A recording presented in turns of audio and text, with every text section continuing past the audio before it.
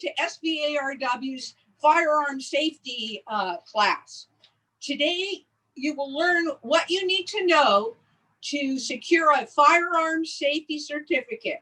This will enable you to purchase a gun and purchase ammunition. You can see that we are not at our usual living room locations where you see our paintings and everything in the background, but we are here at Jess Guy's Lucky Lady. And we have to thank our highly paid camera person, Wendy Brukwinski. And she's going to follow me in, and you might get a brief little view of the more than one gun that Jess Guy has. So we're going to walk in to Jess's Lucky Lady and get started.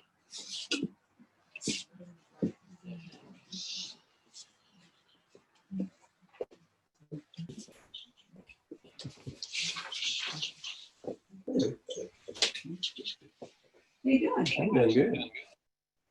We're very blessed to have Jess and his wife Valerie as members of SVARW.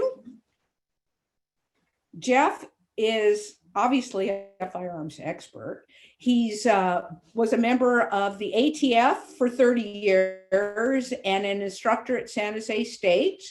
He also consults with the Public Defender's Office and the District Attorney's Office.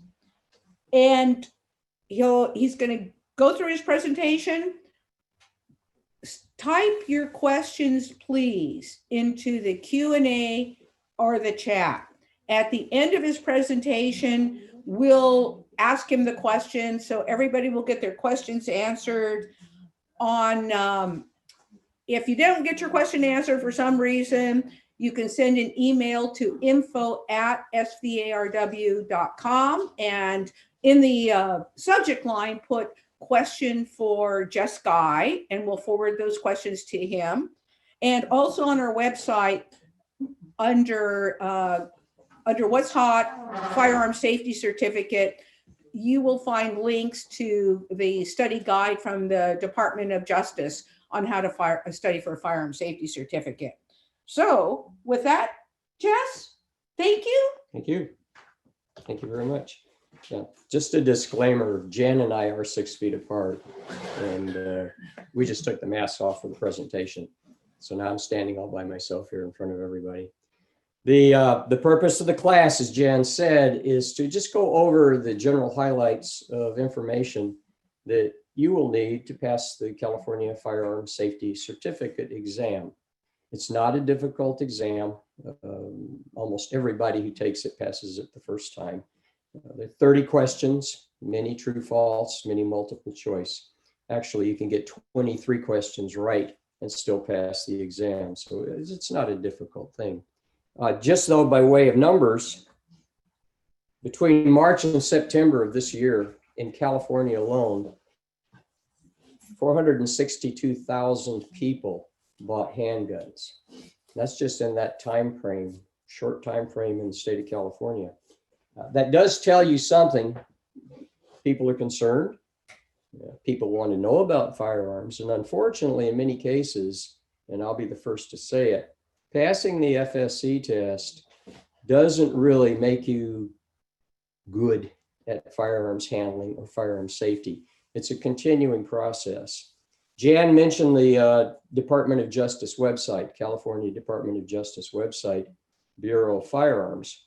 They have a lot of good legal information on that site, including the study guide for the test.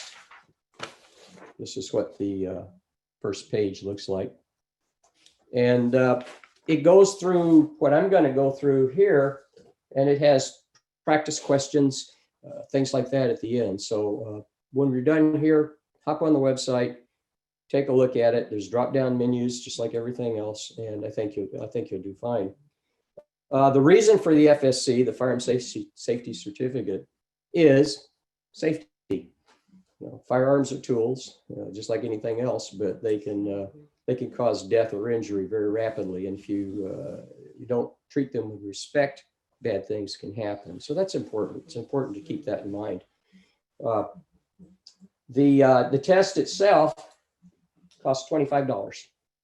The state gets some of that, and then the instructor or the person giving the test gets some of that. So I'm planning on giving the test in January to people. You can go to a gun shop and take the test, not a big deal. If they have time to give it to you and time to score it, doesn't take very long, but that's up to you. You can handle it any way you want. Excuse me, I have to look at my notes. Safety is the big thing, and for parents and grandparents and people who have children in the household, we're always concerned about children and firearms. So we'll kind of start off right there. Firearms have to be secured in the home. If you have a firearm that's unsecured, and if a child gets a hold of it and causes injury or death, you will be held civilly and criminally liable for that event. It has happened. So the important thing to remember, especially if you have children around, is to secure the firearms, and we'll get into that in a minute, and always be aware, always be aware. There are 6 basic rules that we deal with when dealing with firearms. You treat them always as being loaded. If you have a firearm, you treat it as being loaded. It's not complicated. You keep your finger off the trigger. When you're holding a firearm, your finger goes off the trigger. That's all should be second nature or even first nature until you're ready to shoot. Pointed in a safe direction. Firearms need to be pointed in a safe direction. Usually if you're at a range, that means downrange where the targets are. But if you're in a house or in an apartment, a condominium, pointed down, pointed up. You have to think about your surroundings. Think about what's up if you're pointing up. Think about what's down if you're pointing down. The idea, though, the important thing to remember is keep the firearm pointed in a safe direction. Know your target. Know the surroundings around your target. If I'm shooting at a target on the range, I need to know what's behind that target. There may be woods, there may be trees, there may be houses way down the road. You think about these things when you're shooting. Bullets can go through walls. Bullets can go through doors. Bullets can bounce off of rocks. Bullets can actually bounce off the surface of the water if the angle is right. I've seen that happen. Just skips right along there. So, you know, the projectile when it goes out, the bullet when it goes out, once you pull that trigger, it's gone. You can't say, wait, stop, go some other direction, because it's going to make, mine's already made up. So think about those things.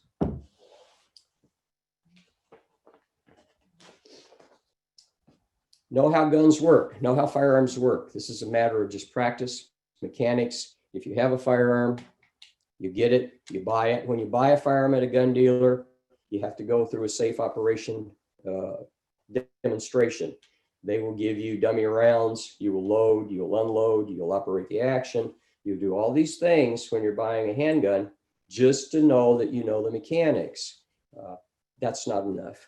You've got to spend a lot of time with firearms because you can forget, you can get a different firearm that you think's the same as the one you played with, and all of a sudden it's got a different bell or buzzer on it. Know what you're doing, know how to safely operate a firearm.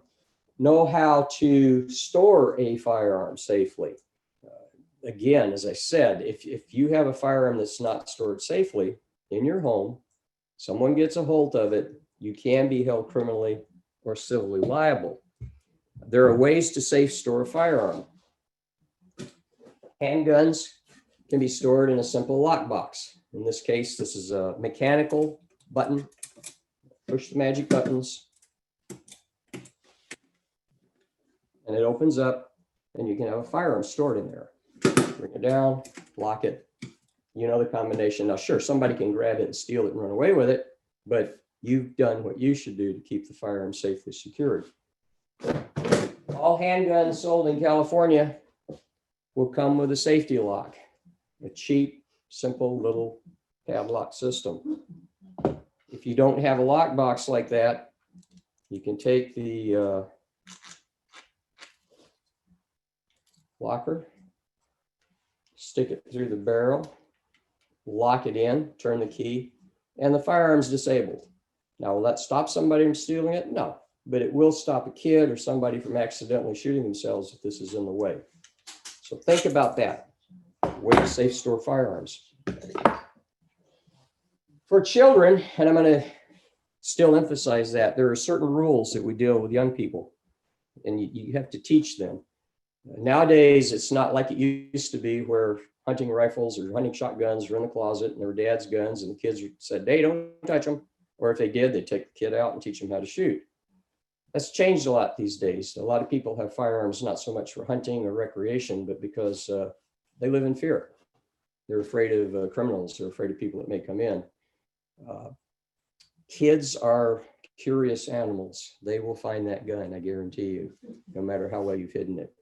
So you have to teach them certain rules. And National Rifle Association, California Rifle and Pistol Association have developed certain standards of rules to teach children how to react around a firearm if they see it, they don't know anything about it. The first thing that the child does, they tell them, is stop. Don't do anything else, just stop. Don't touch it. Rule number 2, don't touch it, right? 3, leave the area. Don't touch it, don't play with it, leave the area. Go find an adult, tell them what's going on, and that way at least the children know that they have something they can do rather than just look at it and go, wow, this is fun, let me just go play with daddy's gun. No, that's something you have to teach kids to avoid. Right? Loaded firearms. Safety, again, we're back on the firearm safety issue.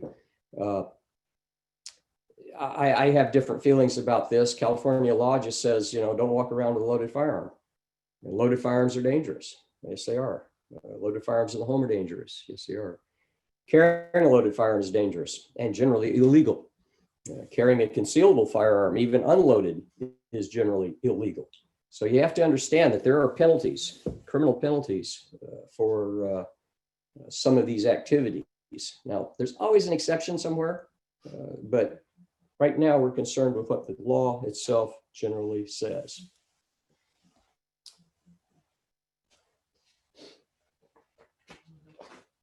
We talked about safe storage.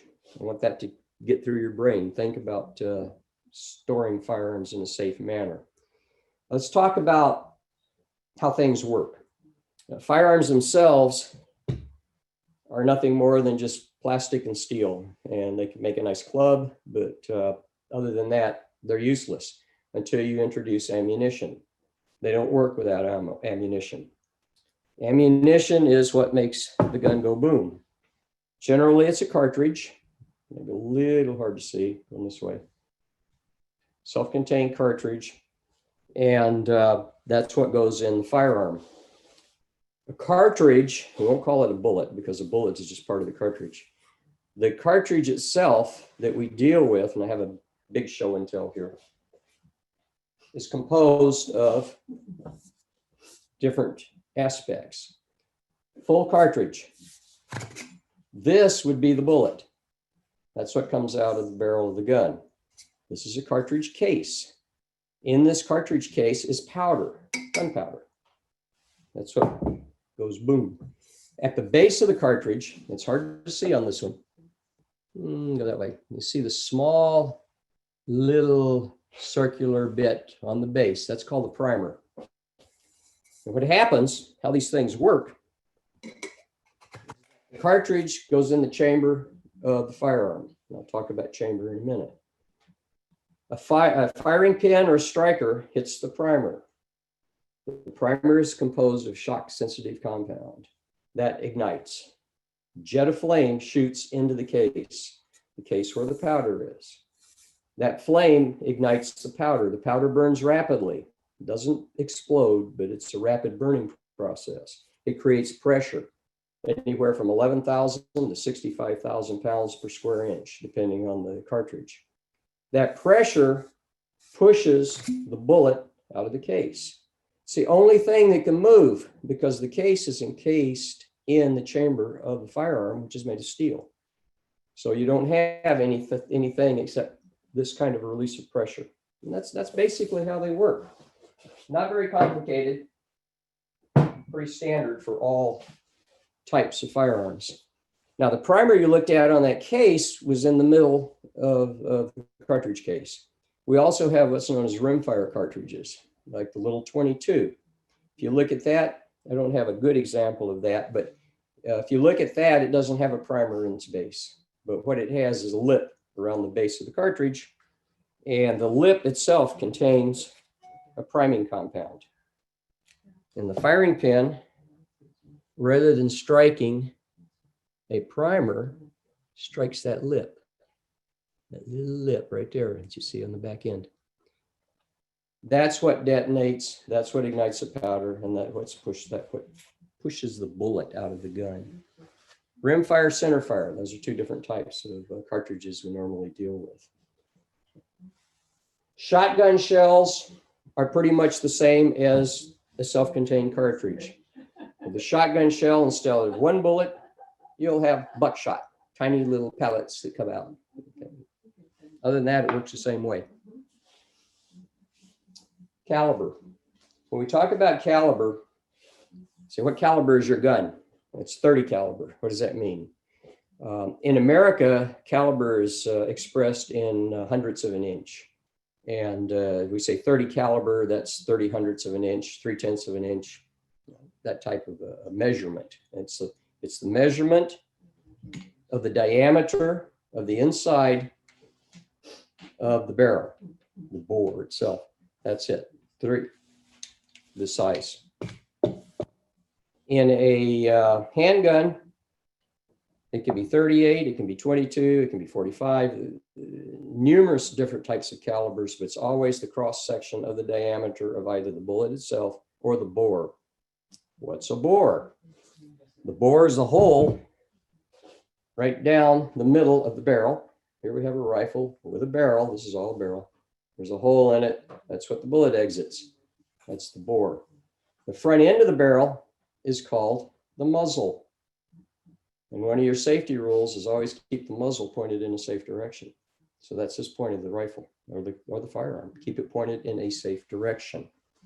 And it's not difficult to do if you turn your mind on. In Europe, caliber is expressed in millimeters. Rather than hundredths of an inch or inches, they use millimeters. 9 millimeters is the most common. That's the standard round almost all around the world these days. 9 millimeters, which equates to 35 hundredths of an inch. Europe, America, two different types. Caliber is usually found on the firearm. That way you know what to put in it. If you have a firearm and you can look on the slide on a semi-automatic, on the barrel sometimes, it'll say 9 millimeter. You know to put 9 millimeter in it. If you put another cartridge in it that might fit, and it's not designed for that firearm, you're not going to blow up the gun, you can hurt yourself. So know the ammunition you're using in your firearm. Know what it is. You also know on the box, when you buy ammo, on the base of the box, the side of the box, it'll say, in this case, it says 22 long rifle. That's what we're getting. Very important to know those things. Why do we call this a rifle? It's because inside the barrel, down the bore, are lands and grooves, spirals cut into the steel. And the object of those spirals, which is called rifling, is to spin and stabilize the projectile as it comes out of the rifle. The spin makes the bullet more accurate. It keeps it on track rather than just flopping around in the wind. It goes straight if you're a good shot. Shotguns don't have rifling. They shoot buckshot, they shoot pellets. You don't want to spin around pellet because it goes all over the place. You want it to go straight. They're smooth inside.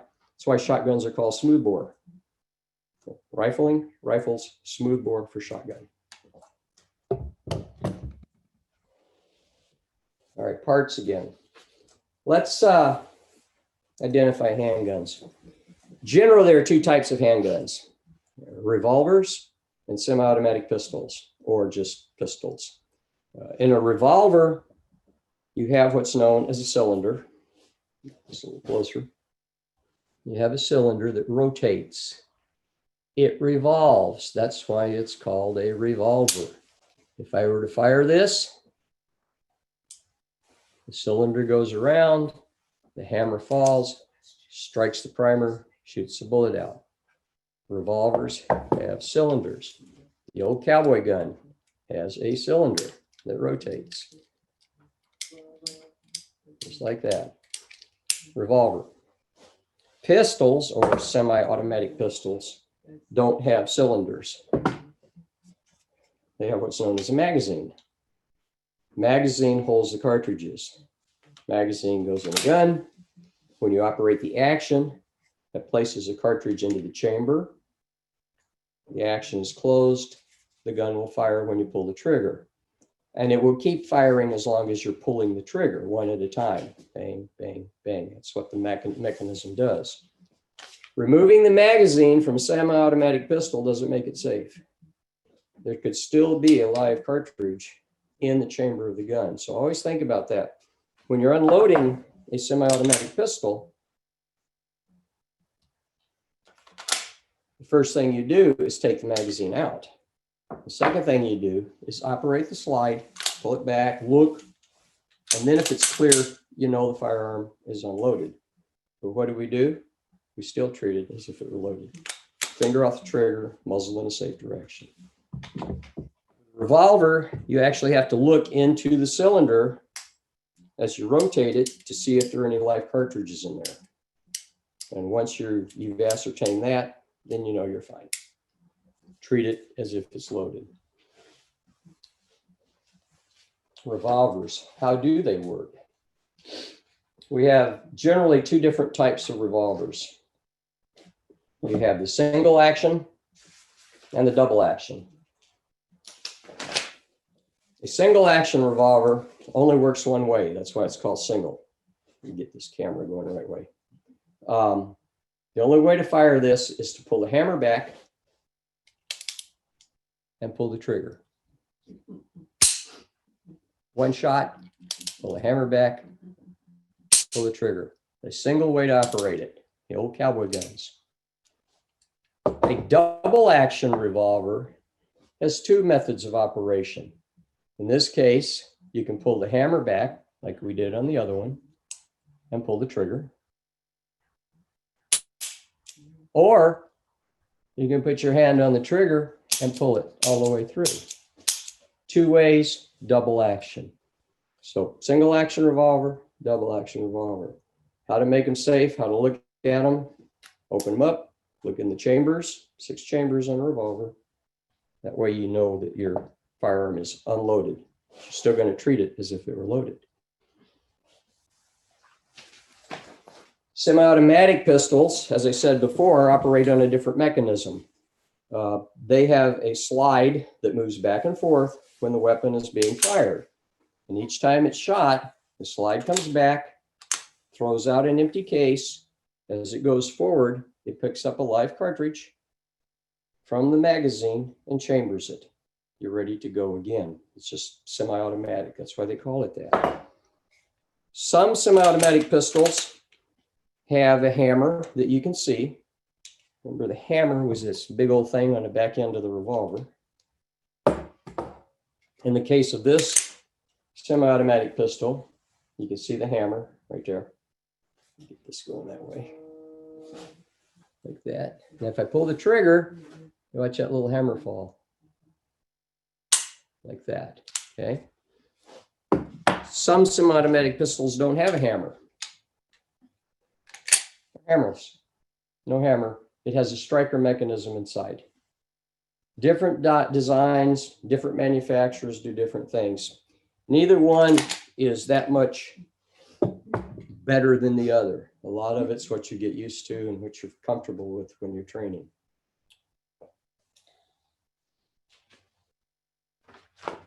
Long guns. Again, they have different types of operating mechanisms. We have single shots, which only shoot one cartridge at a time. It's old 22. I'd have to load it, close up the action, pull the hammer back, and then pull the trigger to make it work. And once I did that, now I've got to unload it, empty case, live one in, close it, and go through that same method again. Single shot. Great for learning how to shoot. Bolt action, another more common type. This has a bolt, a big bolt on the back of it, where you can see it. Close down, it locks everything up. Cartridge is in the chamber, pull the trigger. I want to shoot again, I have to operate the bolt and do that. It's an old design, been around for hundreds of years, and it works quite well. In America, we sort of developed what's known as a lever action. It's the old cowboy gun. This one has a lever. It's going the right way. At the bottom. The lever is used to operate the action, kind of like the bolt action. Only here, you just operate the action. That will bring the hammer back. That will chamber around into the chamber, and you shoot. Bang. Next round up, same thing. Instead of a separate magazine, this has a tube that runs underneath the barrel. All your ammunition is stored in the tube. Lever action, bolt action. Pump action or slide action, very common on shotguns, but also on rifles. In that case, you operate this by working a forearm, which will come back, eject an empty shell, forward, load a live shell into the chamber. Again, as you can see, this also has a tube underneath that holds cartridges, or in this case, shotgun shells. Slide action or pump action.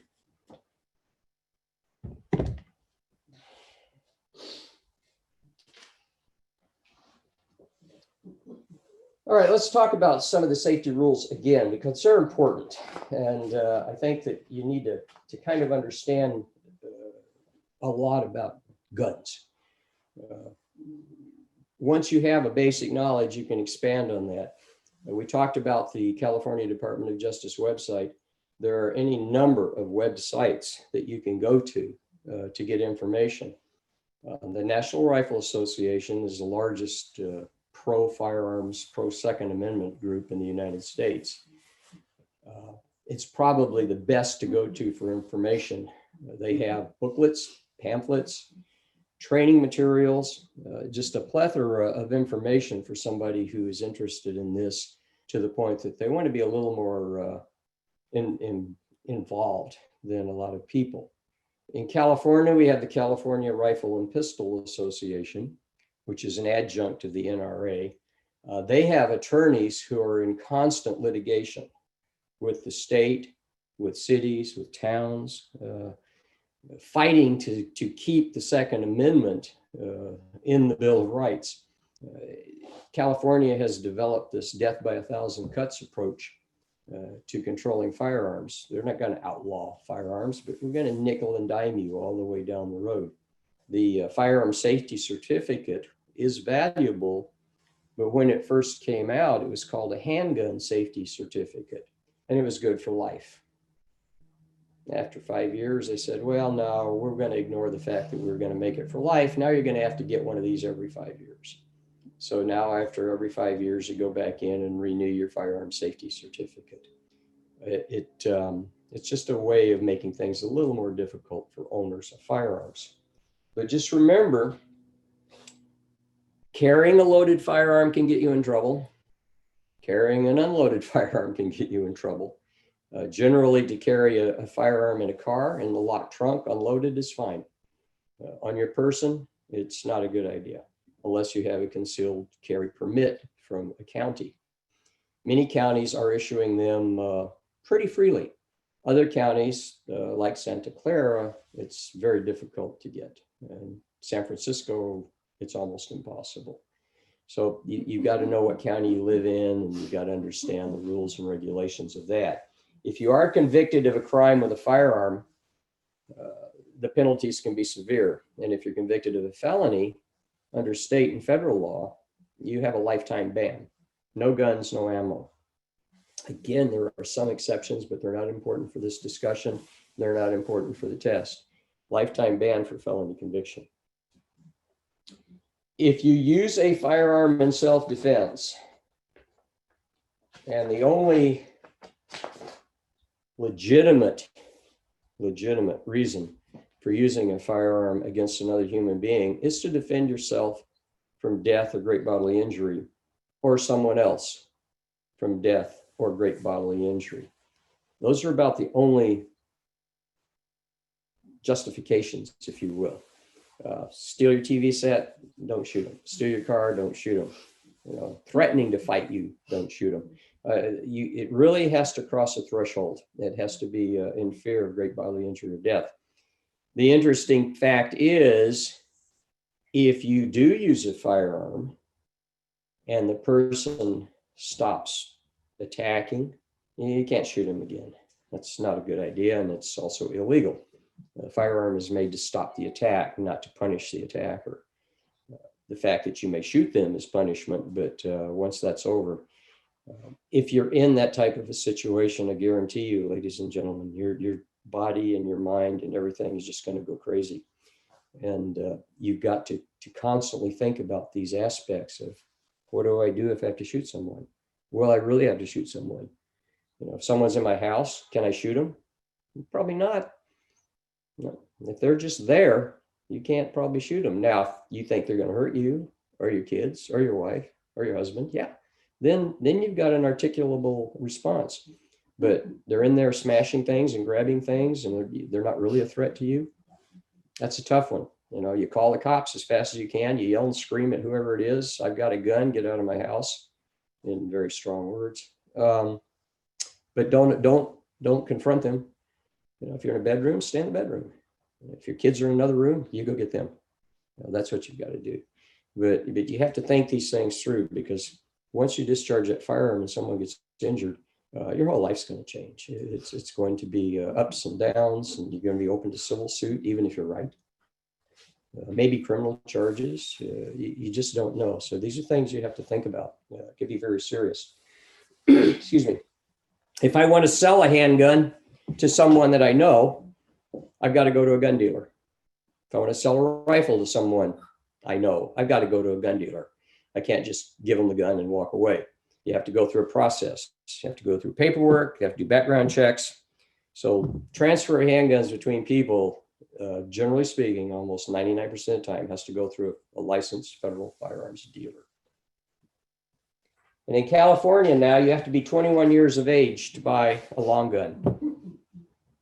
Rifle shotgun. It used to be 18, but in 2019, they passed a really wonderful law that says, no, we don't trust 18, 19, 20-year-olds with guns, unless they're in the Army driving a tank. But you have to be 21 to buy one. Doesn't mean you have to be 21 to own one. And you have to be 21 to buy a handgun. That's been the law in California for a very long time. All right. We talked about how guns work. We covered the test a little bit. If you download the study guide from the DOJ website manual, you'll have everything in there you need to know to pass the test. And like I said, check with the gun shop, say, hey, I want to take my FSC test, see what they say. Some of them say, yeah, we'll give it to you, but you got to buy something in the store. Or we'll give it to you, but you got to buy a gun. I've had gun shops do that. And, you know, they're trying to stay in business. They don't make any money on these tests. And I can understand it. I don't like it, but they're following the law to an extent. And the law was passed by people out of Sacramento that, well, better left unsaid. In a nutshell, that's it. I don't know what our time is. Oh, we're good. Are we good? Yeah. Then I can shut up. And if people want to throw questions out at us, Okay, well, we can go from there. come here so you can look at us. Why do I want to look at you? Well, so you look at, Oh, I can look at you while you're asking me. There we go. yeah, so that, One thing I didn't do, I'm going to do it right now. Let me interrupt. I didn't go into the difference between what's a magazine and what's a clip. And those of us in the gun world get all pushed out of shape when somebody calls this a clip. This is a magazine. A clip is something that holds cartridges but that's all it does. A magazine is a self-contained unit that has a spring in it. It holds the cartridges and is designed to feed the cartridges into the firearm. All a clip does is hold cartridges, and you have to actually separate these into the firearm for it to function. Once you do that, the clip falls away. Clip versus magazine, okay? It's a personal thing. Okay. I'll start and then, okay. So James actually has many questions, but we'll just start with the first one he asked, All right. okay? He says, as more criminals are released early, as fewer criminals are charged, and as police departments are told to pull back from enforcement, life will inevitably be a bit more dangerous going forward. What are the rules and regulations for me to have a firearm with me while I'm out in public? Well, I think we sort of covered that. If you have a concealed carry permit, you can have a loaded firearm with you in public.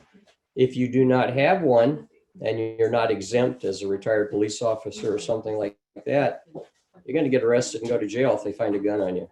It's that simple. Now, I know a lot of people who carry loaded firearms unlawfully, illegally, and they do it because they are afraid. But I don't recommend it because once you're convicted, no more guns, no more ammo. Okay, Alex is asking what gun/shotgun you would recommend to get for self-protection and where? If you're talking about a shotgun for like home defense or inside a house or something like that, you know, the standard answer is a 12 gauge pump shotgun, similar to this, with a shorter barrel, of course, maybe an 18-inch barrel.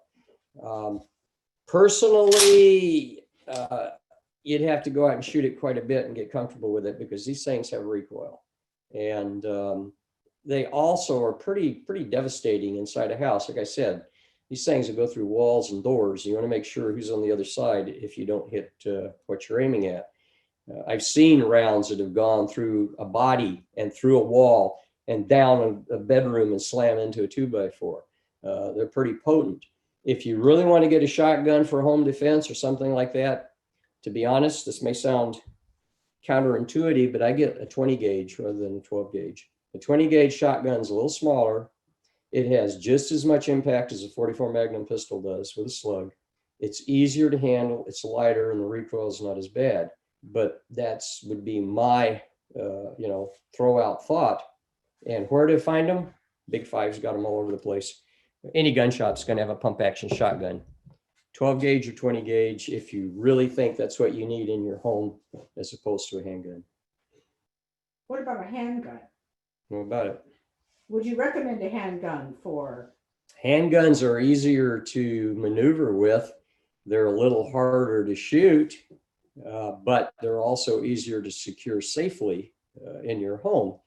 If you have a handgun, find one you can shoot. Practice. Don't just say, wow, I want a 45 auto or I want this. No, go down and try a few out. Go to a gun range, and you can rent guns at certain gun ranges. Try a few out, see what feels good. And once you're comfortable with that, make a decision.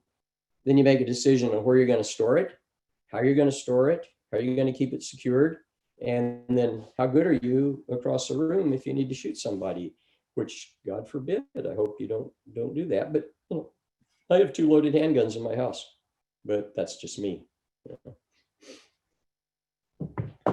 Okay, James again asks, what is the difference between a 22 and a 22 LR ammo?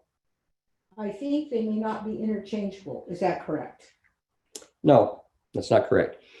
22 LR is just a designation for a cartridge called 22 long rifle. That doesn't mean it only goes in a rifle. This 22 caliber Ruger shoots a 22 long rifle cartridge. It's just the term they adopted because way back in the 1800s, when the 22 came out, it was a tiny little thing, and they called it a 22 short. Same diameter, short case, less power. Then they came out with what's called a 22 long, which is a 22 short, elongated a little bit. That was kind of okay. And then somebody got really bright and came out with what's called the 22 long rifle. Why they threw the long rifle on there rather than long is because it's a longer cartridge. And originally a lot of the rifles took it, while the little pistols shot 22 shorts. They're pretty much all the same cartridge. It's just that you can't shoot a 22 long rifle in a firearm made for the 22 short, but you can shoot the short in the long rifle firearm. They're pretty much the same cartridge. 22 long rifle is the one that people should buy, the one that people should use, because it's the most common. And just look at it that way.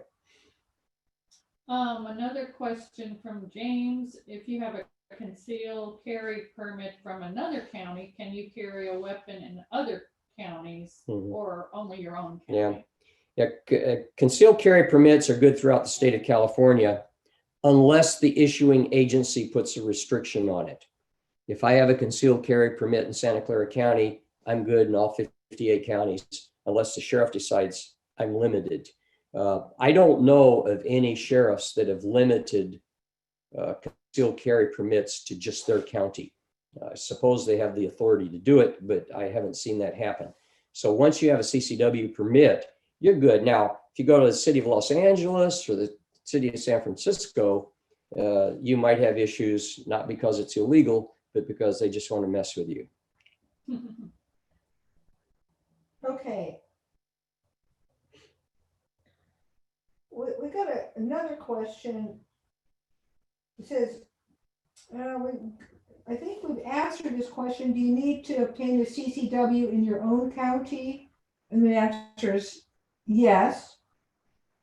There's still a question, still not clear on best gun or guns for home defense, handgun, shotgun, AR-15 style rifle. Don't laugh. A lot of people have these for home defense. AR-15 style. It's a familiar firearm. It's very easy to deal with and maneuver. It's pretty devastating at close range, but it will penetrate like crazy. And not only your house, maybe your neighbor's house too. I wouldn't necessarily recommend this if you live in a high density area, but they're good combat weapons. I can't say what's best because I don't know you, and I don't know what you're capable of shooting, and I don't know where you live or who you live with. Sorry, any saddle fell off. Yeah. Any good 38 to 357 caliber revolver, any 9mm pistol, they're more than adequate for inside the house, and I think they work good.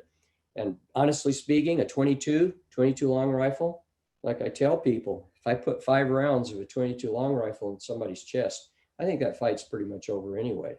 So, don't get in this thing of I've got to have the biggest gun available. If you want a 44 Magnum, shoot it a while and see what you think about it. They have boom.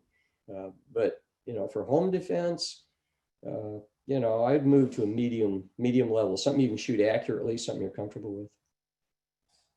Ken has a question. What is the proper legal way to transport a weapon and ammunition in a car? I have heard differing opinions. Yeah, you get them too. Locked in the trunk is fine. Ammunition separate from the firearm. It's that simple. And they can both be in the trunk. You can take a firearm, take a handgun, as long as there's no ammunition in the magazine, in this case. And you can do them this could be loaded. You can put them right in the trunk of the car, right next to each other, lock it up. It's good, not a problem. A lot of people start saying, no, you've got to have this empty and you've got to have them locked separately. Actually, the state of law in California is I could put both of these in this container, have the magazine loaded outside the gun in this container and be legal. It's unloaded in a locked container, and a trunk is a locked container. A glove box is not. An armrest in between is not necessarily, but that's up for argument. But not in a glove box. It's the only place that you can't have that situation. Okay, Walt wants to know, what is the limit on magazine size in California? Gosh. Well, my bar's falling apart. California has a 10-round limit on magazines. It means that if you buy a magazine in California, you're going to have to buy one that only holds 10 rounds. If you owned magazines prior to the law that hold more than 10 rounds, currently that's lawful. Federal court injunction, Judge Benitez, God bless him, said it's a stupid law. And so possession of a large capacity magazine, one that holds more than 10 rounds, currently is not a crime. Now, it can be a civil penalty if the DA really wants to be a butthead about it. But generally speaking, it's okay to possess. You can't buy them, you can't import them, you can't sell them, you can't trade them, but you can still possess them. I would be careful because you never know what some police officer who really doesn't know the law, he'll look at it and say, oh, you got a 13-round magazine, you know, I'm seizing it and you're going to jail, blah, blah, blah. Then you got to fight your way back. So, but 10 rounds is the California limit. And I would tend to want to stay with that.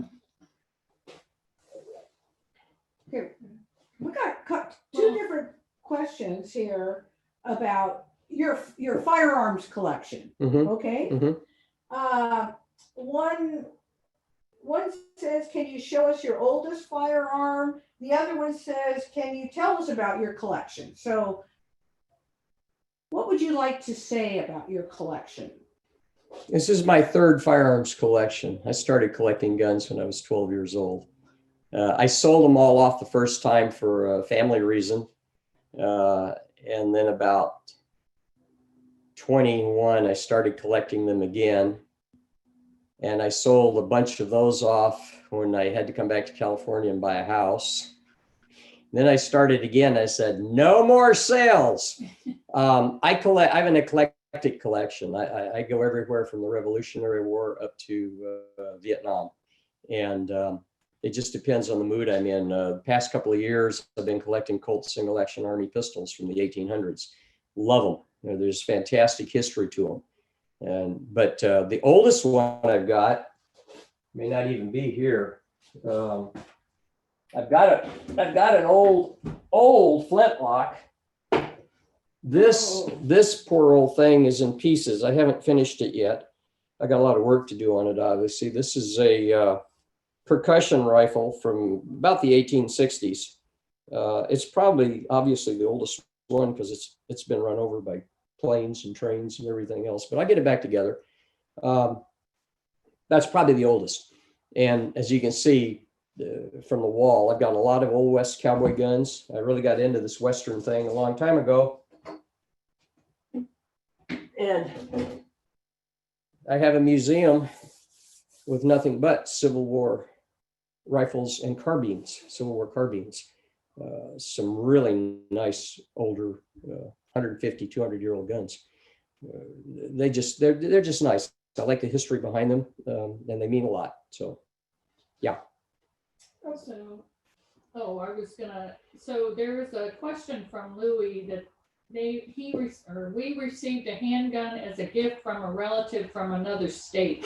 What do we need to do to own it legally in California? When did you get the gun, and what kind is it? Oh, well, we'll have to see. Yeah. Yeah. If you can ask. Yeah, send an email. Send an email, but generally speaking, if they just shipped you, if it's a handgun and they send it to you, shame on them.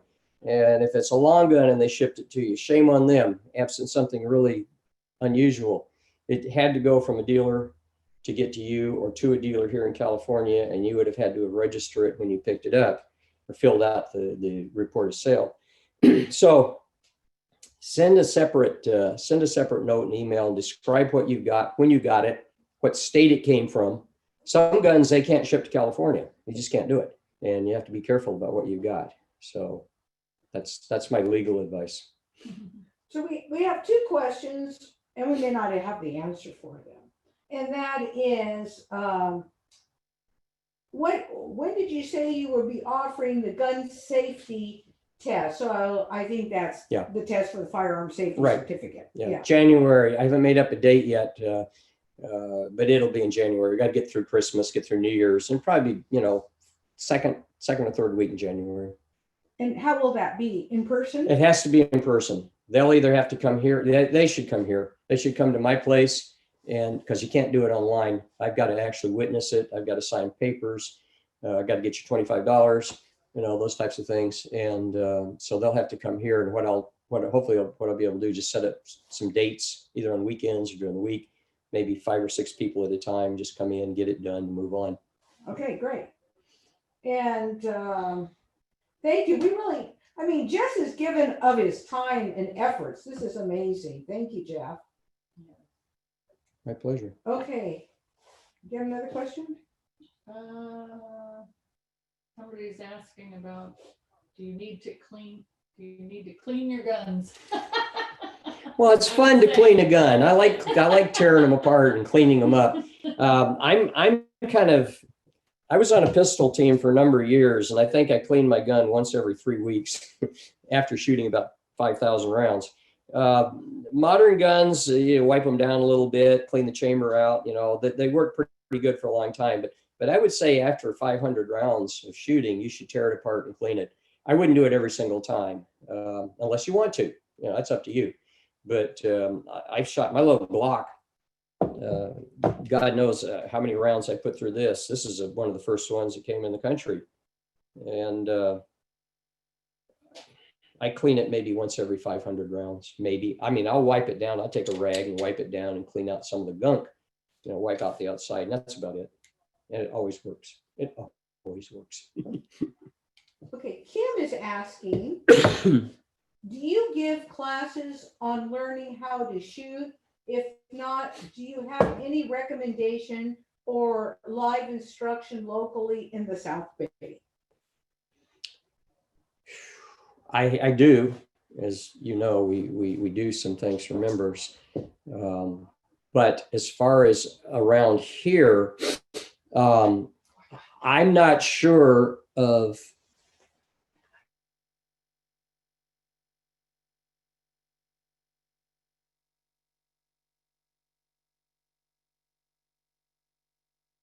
I think when he put the gun down. It clicked. Oh, I'm back.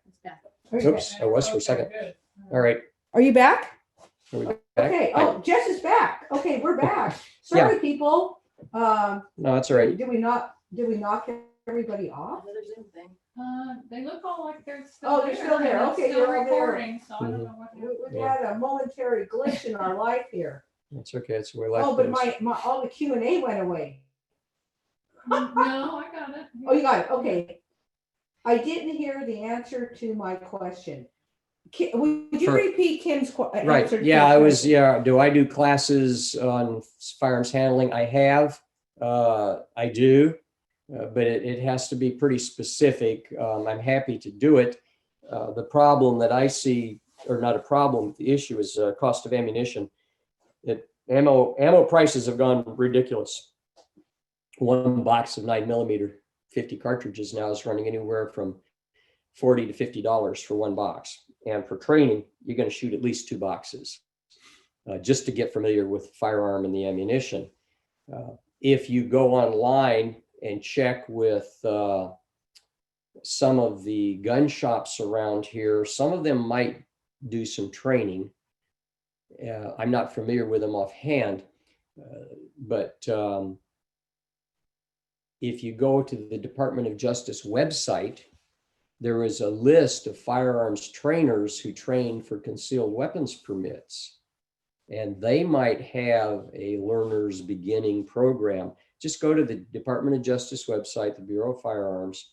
You have to play around in there to get concealed weapons instructors, and they're all through the state, all over the place.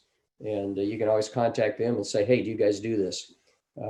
From them, it's probably going to cost at least $400 to $500. I know that. I'd be a little cheaper, but take a look at them first, and you can always contact me. Maybe we can work something out. Oh, they're asking where Jess is. Jess is in local. Yeah. I'm in, let's put it this way, I'm in the South San Jose area. Yeah. Let's put it that way, that's you know? A good thing. Yeah. Oh, Joanne says, is your museum open for a visit? Not yet. I'm still working on it. I've got some things to do, but once I get it open, send me an email. You can come by and we can chat. Okay, all right. This is a good question from Lori Proctor, because this will be my question. When taking the safety class, do you have to do a live demo of how to load and unload a gun? No, No. no. The only time you do that is when you actually purchase a firearm at the dealer's shop. Yeah, that was fun. But I can show you the process. It's actually in the safety certificate manual that goes through what you'd have to do. So if another question, if you don't have a conceal and carry permit, then effectively the only place to have your gun is at home or the range. On your property. You can actually have it in your business if you own a business. If you're open these days, you can have a loaded firearm in your business. That's lawful. On your property, it's lawful. In your house is lawful. And yeah, that's about it. Hunting, yeah, of course, if you're a hunting area, you can do it because you have to have a gun. Fishing, there are exceptions for people who are fishing to carry a sidearm. Again, it has to be time and place where you're fishing, where it's allowed, but the penal code does allow for fishermen to have a sidearm, and usually that's protection against animals, snakes, things like that. So there are some areas where it is lawful. So Kim is asking me how we contact Jess. I will say that in the chat, I put an email address, info@svarw.com, and to put Jess Guy in the subject, and we'll make sure the question gets to Jess. Perfect. And once you get to know me, I might even give you my email address. Yeah, but you gotta be nice. But I'm not gonna do that right now. Okay, and Snell says, how will we get updates on this? I don't know, updates on what? If there's not, I think if there's any updates on the firearm safety class or whatever, as long as you are on the SVARW email list, we will send out information. Yeah, right? that's the simplest way to do it. Walt has an interesting question. Have you heard of people customizing the cartridge charge so that walls in the house will not be penetrated? There have been reloaders who will load down a cartridge so that it just barely gets out. You're kind of trading off something and losing something. If it won't penetrate the wall, does it have enough power to stop an attacker? And that can be a serious issue. So you've got to kind of understand what you're shooting and how you're shooting it, and who your target may be. It would be difficult to download a cartridge that wouldn't penetrate sheetrock, because you can put your fist through sheetrock. So if you got one that light, if somebody's even wearing a jacket, it may not even penetrate the jacket. So there's a trade-off involved. You just have to know what your target is and what's behind your target. You got to know what's beyond that person. Even if you hit them, you don't know. It may go through them. If you miss them, it's going to go somewhere, and therein lies some issues. Okay. Tina wants to know, is it a misdemeanor if you defend yourself with a concealed weapon? It depends. What are you defending yourself from? And what is the district attorney going to charge you with, if anything? What are the time and place and circumstances of the defense event? There are so many, you can't just say yes or no. Generally speaking, if you shoot someone and you're going to get charged, it's going to start off as a felony. But it's difficult to say, like I say, I'll give you a legal answer. It depends. So, okay, Ron Meyer wants to know, and this might be our last question because we don't have any real questions, just comments. Jess, have you been to Frank Phillips, founder of Phillips Petroleum and Waller Rock Museum in Barksville, Oklahoma, and seen his gun collection? No, Okay, that's a short answer. I have not. Oh, okay, one last question? I'm here. For Charlotte. Charlotte, hey, darling. Charlotte says, are there circumstances where, I guess where we can have a silencer on a handgun? Not in California. Okay, No, You got that silencers one. are verboten. we're both, I think we're pretty much done, right? Yeah, I don't know about this. I don't know if Yeah, this throw is them out. okay. What the heck? Let's do it. We Oh, can I do don't it. even So have this that one. was an anonymous one, but so No, this is fine. anonymous attendee, it says, any brands of pistols you would recommend or suggest staying away from for mid-aged adult kept at home, only self-defense and range shooting? Any American-made brands that you recommend?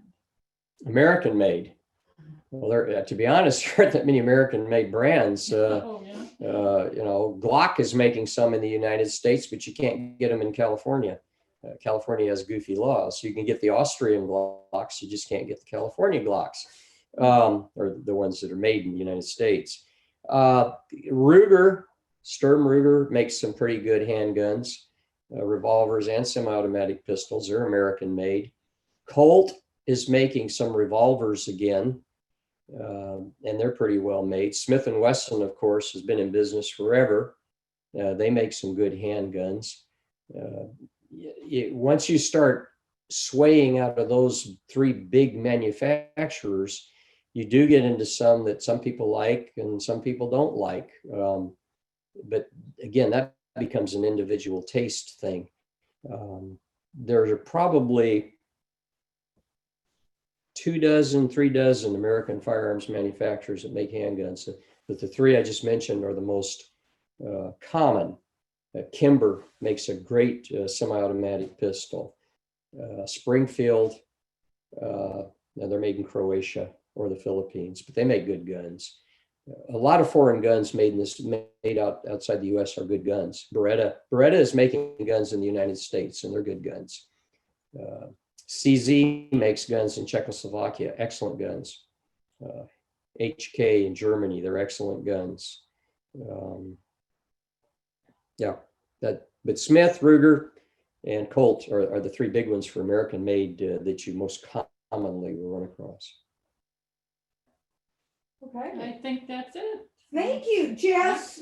Thank you so much. Thank you. And this will be available online as soon as we can with our gigantic volunteer force here. Okay. I'll have to see it. Okay. Thank you so much, Jess. Okay, thank you. Bye-bye. I'll have to see it. Get my saddle back up.